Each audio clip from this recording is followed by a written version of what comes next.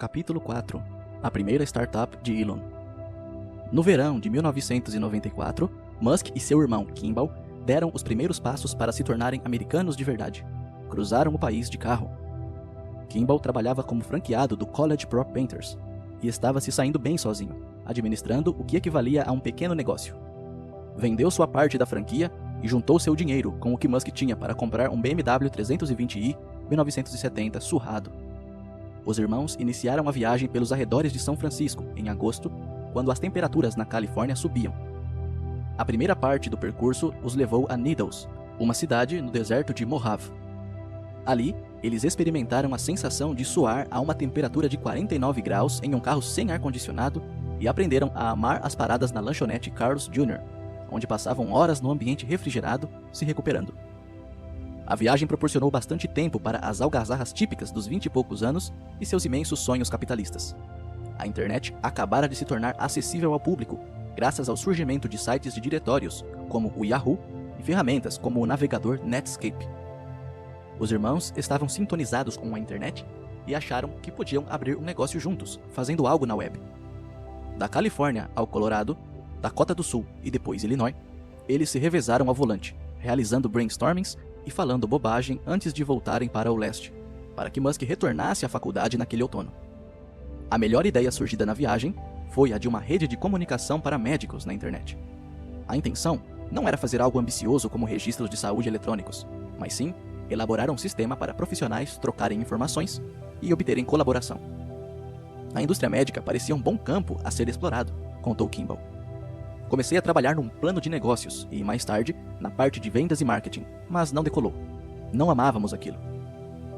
Musk passara a primeira parte daquele verão no Vale do Silício, em 2 estágios. De dia, trabalhava no Instituto de Pesquisa Pinnacle.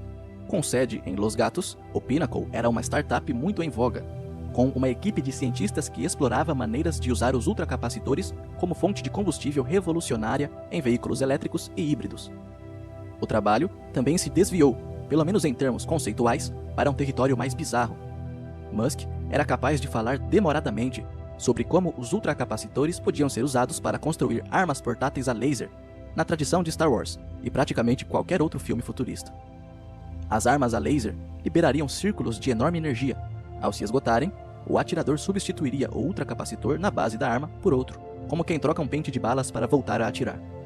Os ultracapacitores também pareciam promissores como suprimento de energia para mísseis.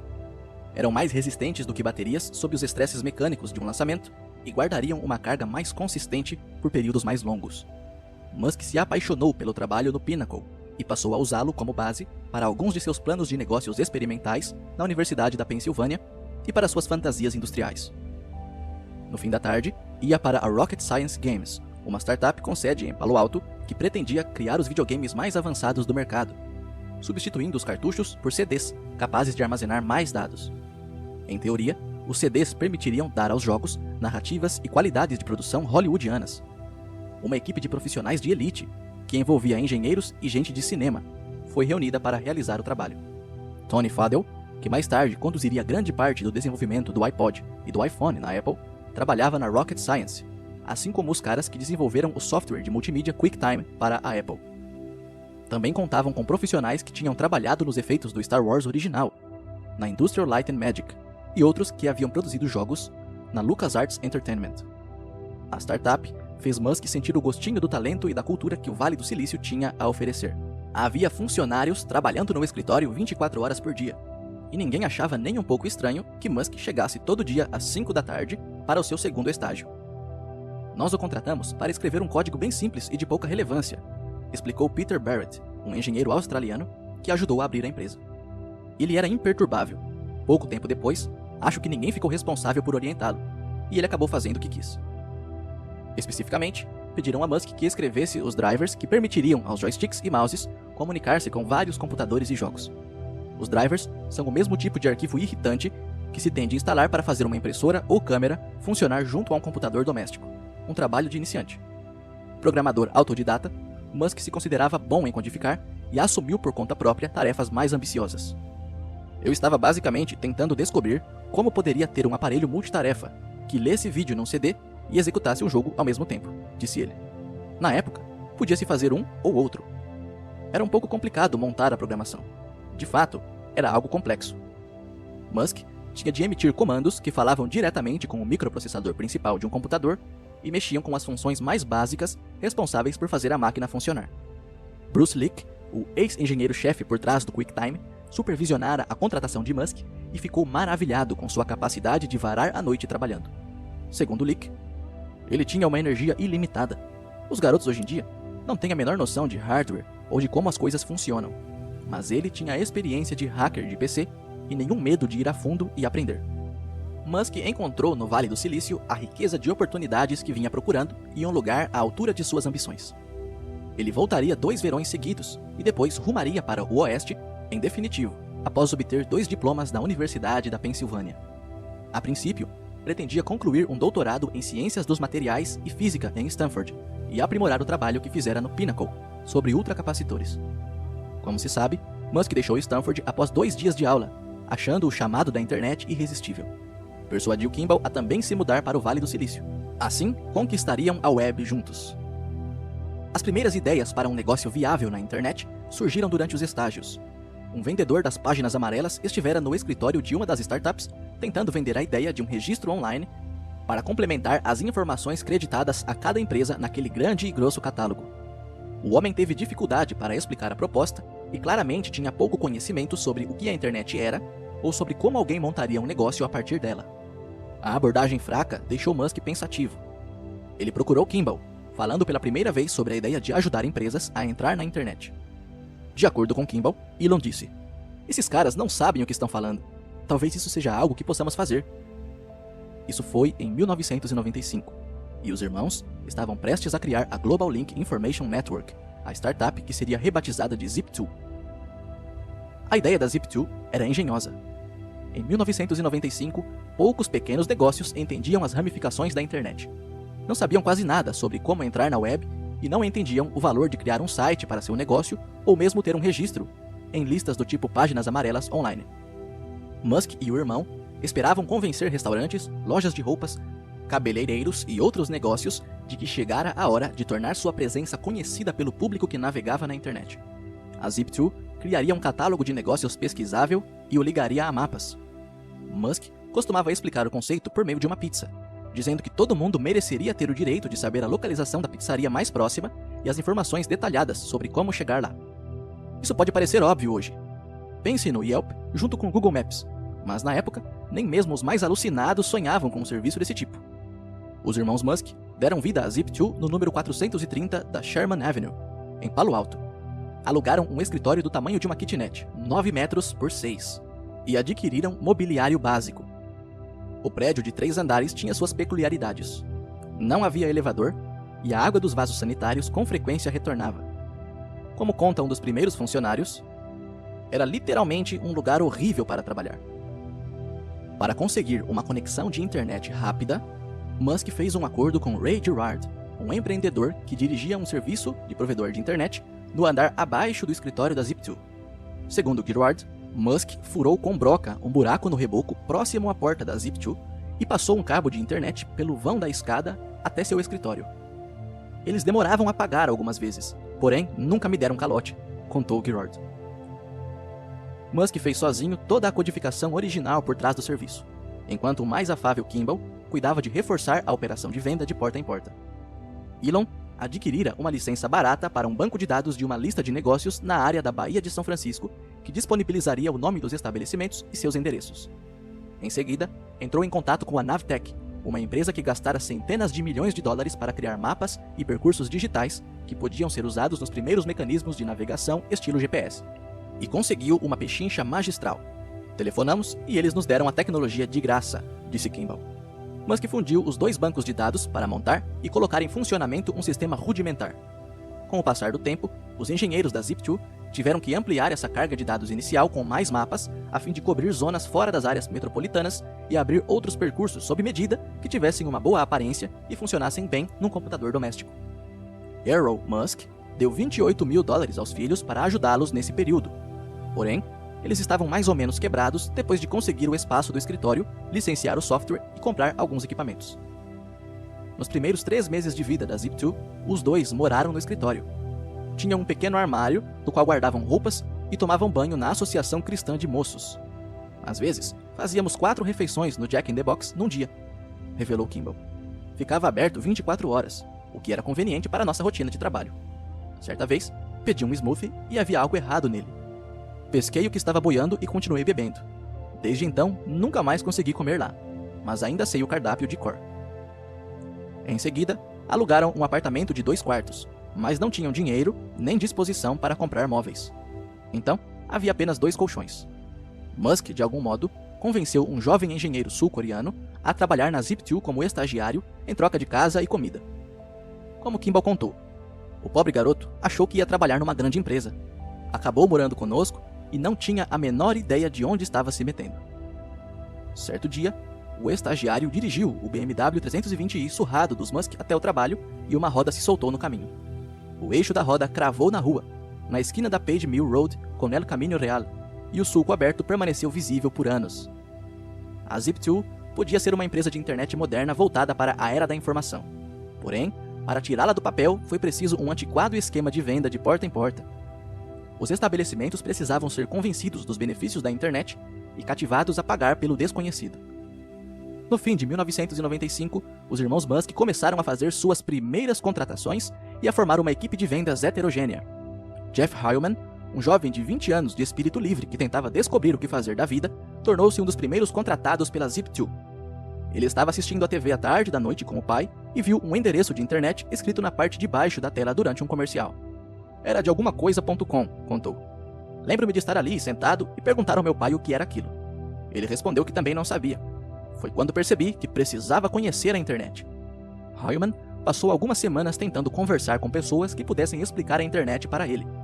E então, se deparou com um anúncio de emprego de 5 por 5 centímetros da Zip2 no jornal San Jose Mercury News. Dizia, vendas na internet, candidate-se aqui. E Heilman conseguiu o bico. Outros vendedores se juntaram a ele, trabalhando por comissão. Parecia que Musk nunca saía do escritório. Ele dormia, não muito diferente de um cachorro, em um puff ao lado de sua mesa. Quase todo dia, eu chegava às 7h30 ou 8 horas e ele estava dormindo ali naquele puff, contou Heilman. Talvez ele tomasse banho nos fins de semana, não sei.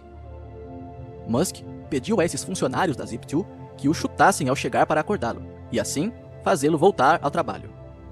Enquanto Musk trabalhava na codificação como se estivesse possuído, Kimball se tornava o entusiasmado líder de vendas.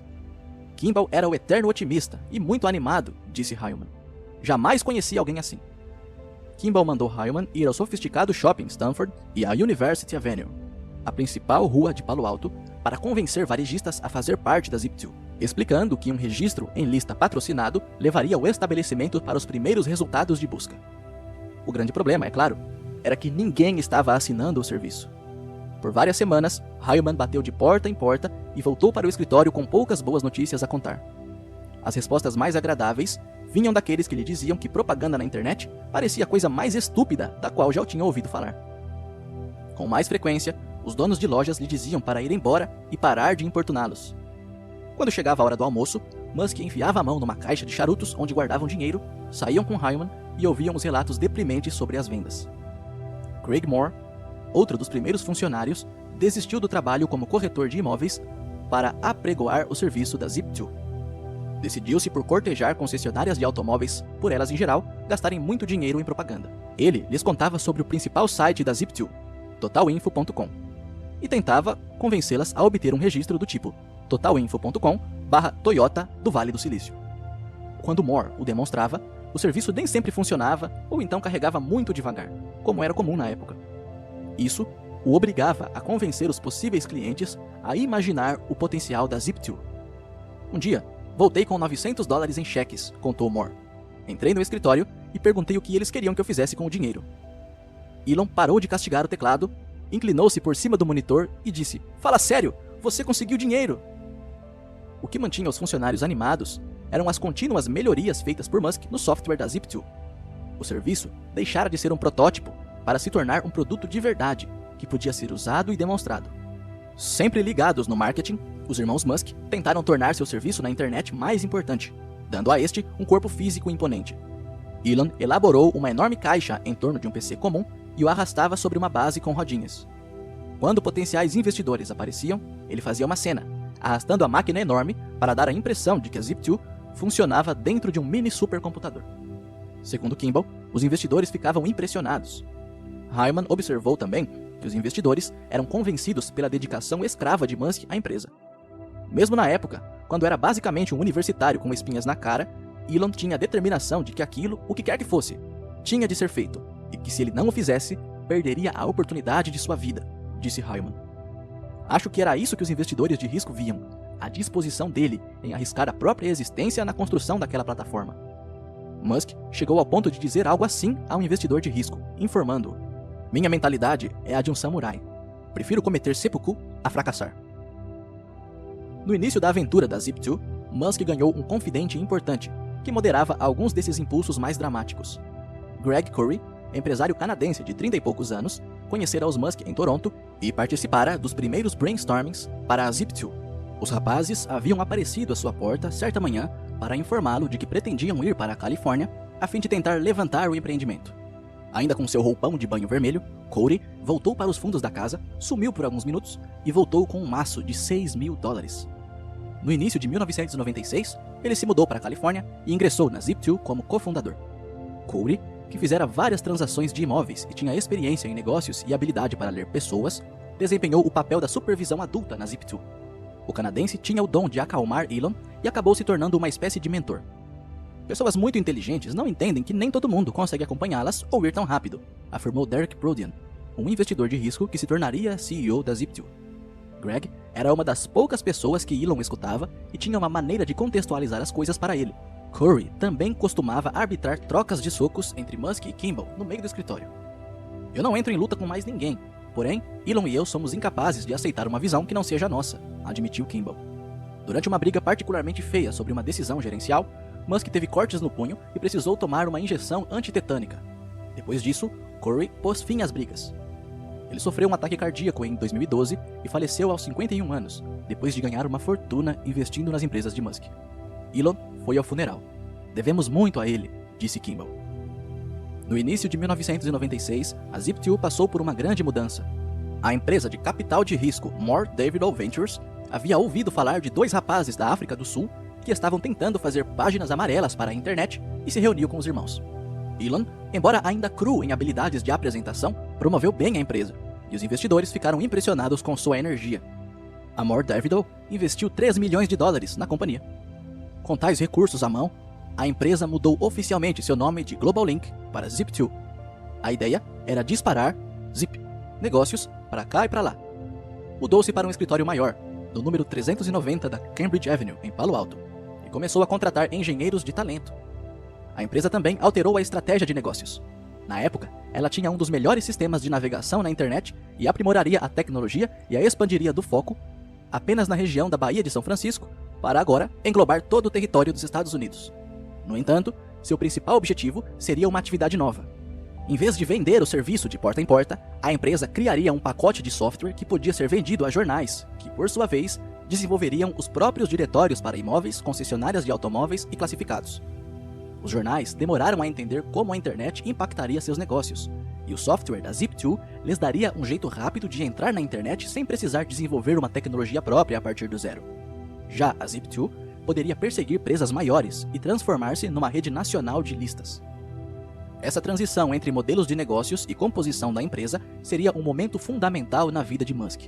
Os investidores de risco o pressionaram a assumir o papel de diretor de tecnologia e contrataram Rich Sorkin como CEO. Sorkin trabalhara na Creative Labs, que produzia equipamentos de áudio, e dirigira o grupo de desenvolvimento de negócios da empresa, no qual comandaram uma série de investimentos em startups de internet. Os investidores da Zip2 o consideravam um profissional excelente e que entendia de internet. Embora tenha concordado com o arranjo, Musk se ressentira por ceder o controle da própria companhia. Provavelmente, o maior arrependimento durante todo o tempo que trabalhei com ele foi o de ter feito um pacto com o diabo com a Moore Davidol, opiniou Jim Ambrose, vice-presidente de engenharia da Zip2. Elon não tinha nenhuma responsabilidade operacional e ele queria ser o CEO. Ambrose trabalhara na Hewlett-Packard Labs e na Silicon Graphics, e é um engenheiro do calibre dos talentos contratados pela Zip2 após a chegada da primeira onda de dinheiro. A Silicon Graphics, fabricante de computadores tops de linha querida por Hollywood, era a empresa que mais se destacava na época e reunia a elite de geeks do Vale do Silício. Ambrose usou a promessa de fazer fortuna na internet para formar uma equipe com os engenheiros mais inteligentes da Silicon Graphics para a Zip2. Nossos advogados receberam uma carta da Silicon Graphics dizendo que estávamos escolhendo a dedo os melhores caras, disse Ambrose. Elon achou isso fantástico.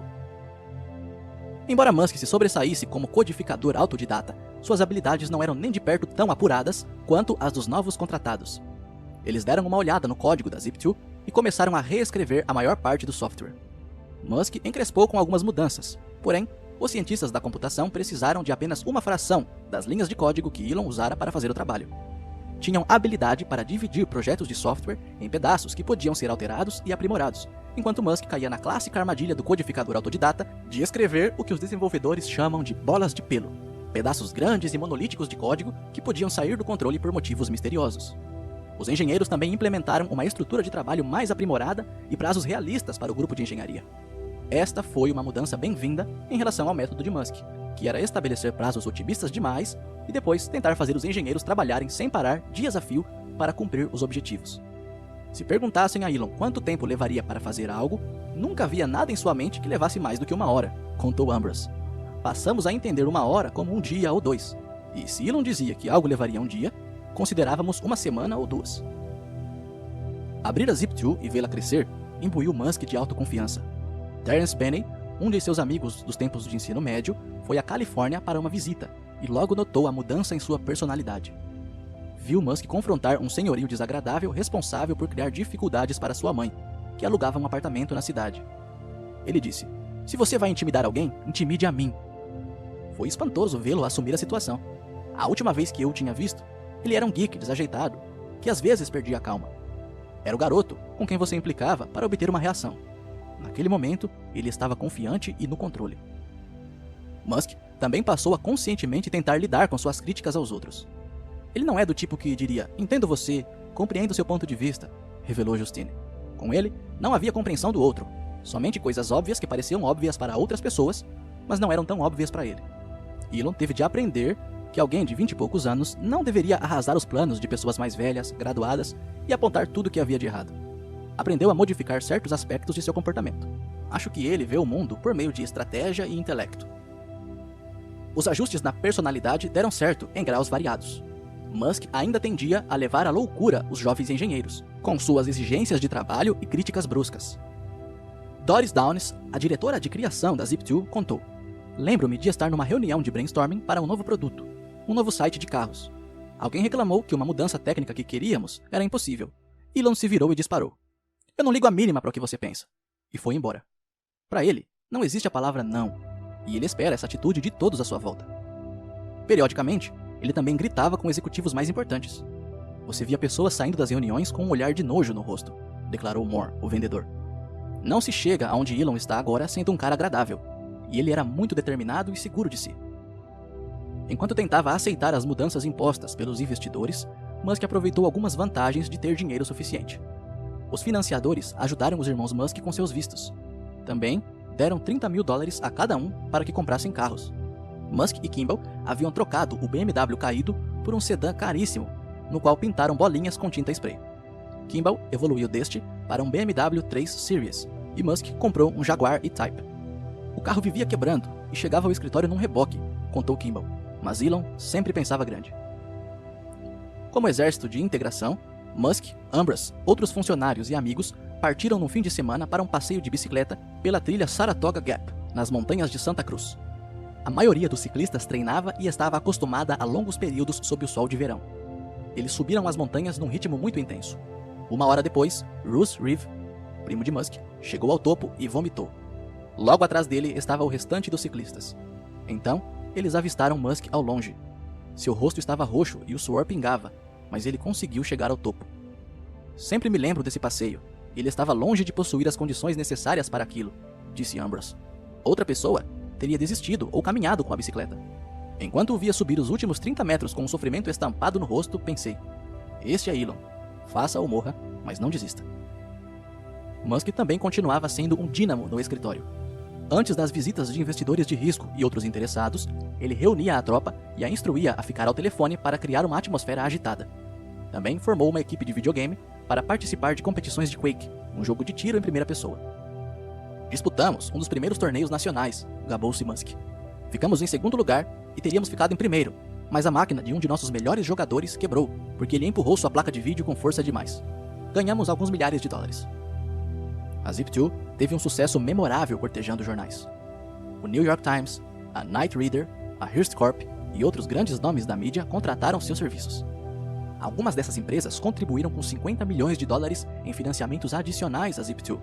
Serviços como o Craigslist, com seus classificados online grátis, começaram a surgir, e os jornais precisavam de uma tomada de ação. Os jornais sabiam que estavam em apuros com a internet, e a ideia era contratar tantos serviços quanto fosse possível, disse Ambrose. Eles queriam classificados e lista de imóveis, automóveis e entretenimento, e podiam nos usar como plataforma para todos esses serviços online. A Zip2 registrou seu slogan, "We Power the Press", nós fortalecemos a imprensa, e a entrada de dinheiro manteve seu rápido crescimento. A sede da empresa logo ficou tão lotada que uma mesa foi parar bem em frente ao banheiro feminino.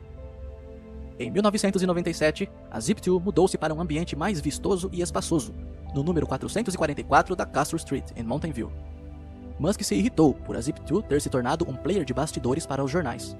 Ele acreditava que a empresa podia oferecer serviços interessantes diretamente aos consumidores, e incentivou a compra do nome de domínio City.com, na esperança de torná-lo um destino para o consumidor. Contudo, a sedução do dinheiro das empresas de mídia manteve Sorkin e o conselho numa abordagem conservadora, e eles decidiram deixar para depois a preocupação com a implementação do serviço direto ao consumidor.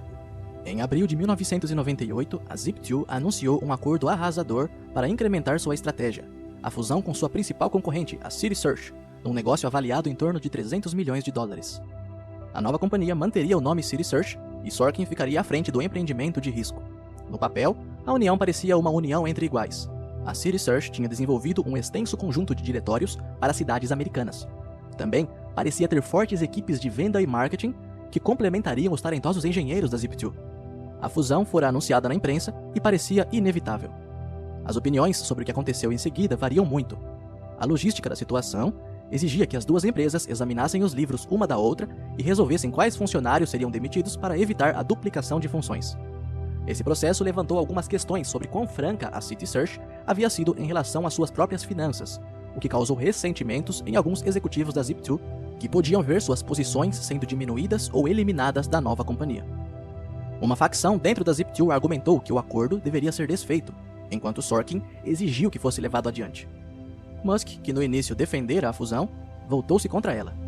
Em maio de 1998, as duas empresas desfizeram o acordo e a imprensa atacou ambas, causando um alvoroço em torno do rompimento caótico. Musk instou o conselho da Zip2 a expulsar Sorkin e fazer dele próprio CEO da empresa. O conselho declinou. Em vez disso, Musk perdeu o título de presidente e Sorkin foi substituído por Derek Prudyan, um investidor de risco da Moore Davidoff. Sorkin considerou detestável o comportamento de Elon durante todo o caso, e mais tarde apontou a reação do conselho e o rebaixamento de Musk como provas de que eles eram da mesma opinião. Houve muito retrocesso e acusação, revelou Prudyan. Elon queria ser o CEO, mas eu argumentei, essa é sua primeira empresa. Vamos encontrar um comprador e ganhar algum dinheiro. Então, você poderá abrir uma segunda, terceira, quarta empresas. Com o fracasso do acordo, a Zip2 se viu numa situação difícil. Estava perdendo dinheiro. Musk ainda queria seguir a rota do serviço direto ao consumidor, mas Prudyan temia que isso exigisse capital demais. A Microsoft havia preparado um ataque ao mesmo mercado, e as startups com ideias para mapas, imóveis e automóveis se multiplicavam. Os engenheiros da Zip2 estavam desanimados e preocupados de não conseguirem vencer a concorrência. Então, em fevereiro de 1999, de repente, a fabricante de computadores Compaq Computer ofereceu 307 milhões de dólares em dinheiro pela empresa. Foi como dinheiro caindo do céu, comentou Ed Ho, ex-executivo da Zip2. O conselho aceitou a oferta. A empresa alugou um restaurante em Palo Alto e fez uma festa enorme. A Moore Davidoff ganhara 20 vezes mais do que o investimento original, e Musk e Kimball saíram com 22 milhões e 15 milhões de dólares, respectivamente. Musk jamais cogitou a ideia de ficar na Compaq. De acordo com Prudyan, assim que ficou claro que a empresa seria vendida, Elon partiu para o próximo projeto. Daí em diante, ele lutaria para manter o controle de suas companhias e permanecer como CEO. Ficamos maravilhados e achamos que aqueles caras deviam saber o que estavam fazendo, disse Kimball. Mas não sabiam. Não houve nenhum objetivo depois que eles assumiram. Eram investidores e nos dávamos bem com eles, mas o objetivo, a visão do negócio, havia simplesmente desaparecido da empresa. Anos depois, após ter tido tempo para refletir sobre a situação da Zip2, Musk percebeu que poderia ter lidado melhor em algumas situações com os funcionários. Eu nunca havia comandado uma equipe antes, ponderou. Jamais havia sido capitão de um time, ou do que quer que fosse, ou gerenciado uma pessoa sequer. Tive que pensar, ok, quais são as coisas que afetam o modo como uma equipe funciona? A primeira suposição óbvia era a de que as outras pessoas vão se comportar como você, mas isso não é verdade. Mesmo que queiram se comportar como você, elas não necessariamente têm as mesmas suposições ou informações que você. Então, se eu sei certo conjunto de coisas e falo com uma réplica de mim mesmo, mas só comunico metade das informações, não se pode esperar que a réplica chegue à mesma conclusão. É necessário se pôr numa posição em que diz, bem, como isso seria interpretado por eles, sabendo o que eles sabem? Funcionários da Zip2 iam para casa à noite, voltavam no dia seguinte e descobriam que Musk havia mudado o trabalho deles sem falar nada. E o estilo confrontante de Musk causava mais danos do que benefícios. Sim, tínhamos alguns engenheiros de software muito bons na Zip2, mas eu podia codificar bem melhor que eles. E eu entrava e consertava a droga do código, disse Musk. Ficava frustrado, esperando eles fazerem. Então, ia lá e consertava o código, e ele funciona 5 vezes mais rápido, seu idiota. Teve um cara que escreveu uma equação de mecânica quântica, uma probabilidade quântica no quadro, e ele entendeu errado. E pensei, como você pode escrever isso? Então, eu a corrigi para ele, e o sujeito passou a me odiar. Por fim, percebi que podia ter consertado aquela coisa, mas tinha o tornado o funcionário improdutivo. Não era uma boa maneira de lidar com as coisas. Musk, o trabalhador esforçado do mundo.com, era, ao mesmo tempo, sortudo e bom no que fazia. Teve uma ideia decente, transformou-a num serviço de verdade e saiu do tumulto.com com dinheiro no bolso, o que era melhor do que muitos de seus compatriotas poderiam dizer. O processo fora doloroso. Musk ansiaria por ser um líder, porém, as pessoas à sua volta tiveram dificuldade de ver como ele poderia dar certo como CEO. No que ele dizia a respeito, todos estavam errados, e ele partiu para provar seu argumento com que acabaria levando a resultados ainda mais impressionantes.